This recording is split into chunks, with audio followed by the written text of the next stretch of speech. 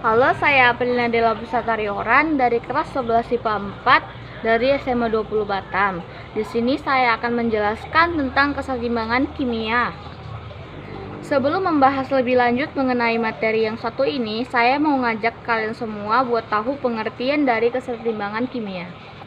Secara sederhana, keseimbangan kimia adalah suatu keadaan di mana kecepatan dapat berlangsung dari kiri ke kanan dan sebaliknya dengan kecepatan yang sama, baik dari kiri maupun dari kanan pada suhu tertentu.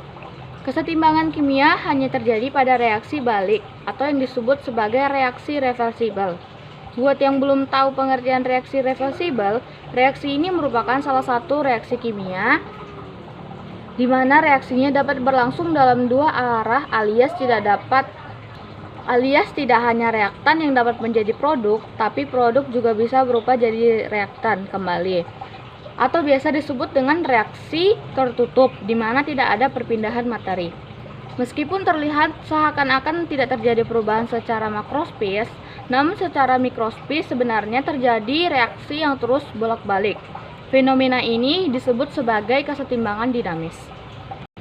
Kesetimbangan dinamis adalah keadaan yang berlangsungnya dua proses yang berlawanan pada kecepatan yang sama serta total konsentrasi senyawa tidak mengalami perubahan waktu seiringnya berjalan waktu.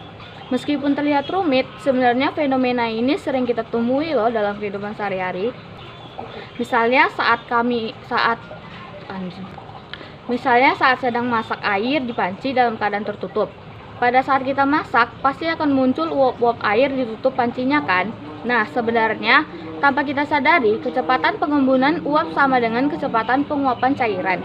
Meskipun molekul secara terus-menerus bergerak bolak-balik di antara keadaan gas dan cair, yaitu proses dinamis, keadaan akan tercapai kalau tekanan uap tidak berubah atau tetap dengan berjalannya waktu.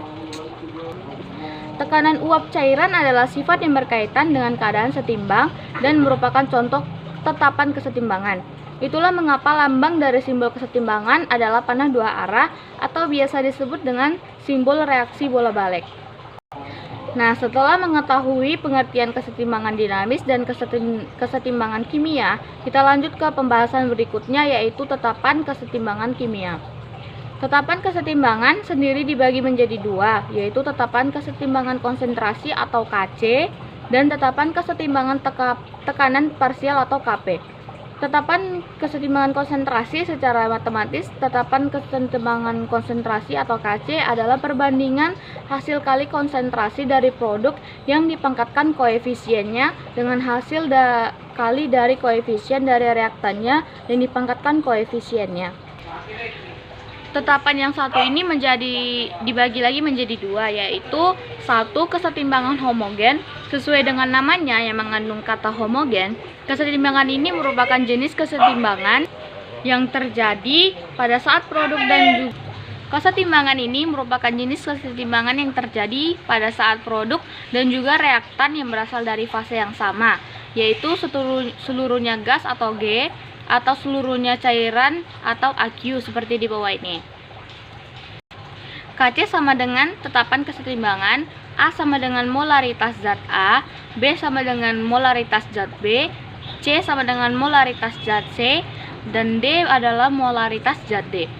Yang kedua, kesetimbangan heterogen. Setelah memahami beberapa mengenai kesetimbangan homogen, kalian pasti udah bisa nebak dong bagaimana kesetimbangan heterogen. Ya, kesetimbangan heterogen merupakan jenis kesetimbangan yang terjadi pada saat produk dan reaktan memiliki fase yang berbeda, di mana yang hanya mempengaruhi tetapan kesetimbangan hanya unsur yang berwujud, gas G dan cairan AQ. Misalnya sebagai berikut.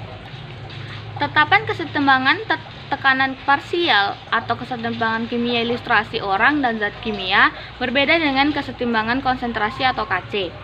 Pada tetapan kesetimbangan kimia, tekanan parsial atau KP hanya fase dalam wujud gas yang diperhitungkan mempengaruhi tetapan keseimbangannya.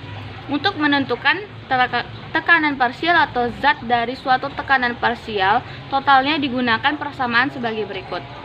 Kenapa diperlukan nilai P pada suatu zat? Karena akan digunakan untuk mencari Kp-nya.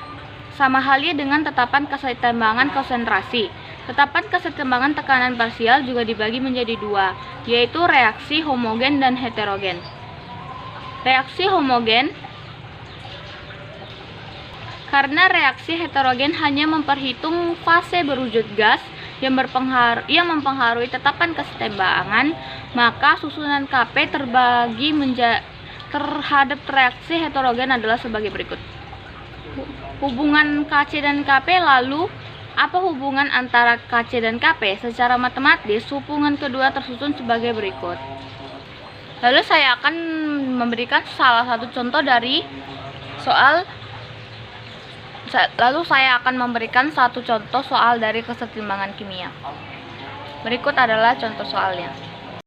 Berikut adalah penjelasan saya tentang kesetimbangan kimia. Bila ada kata mohon maaf, saya ucapkan terima kasih banyak.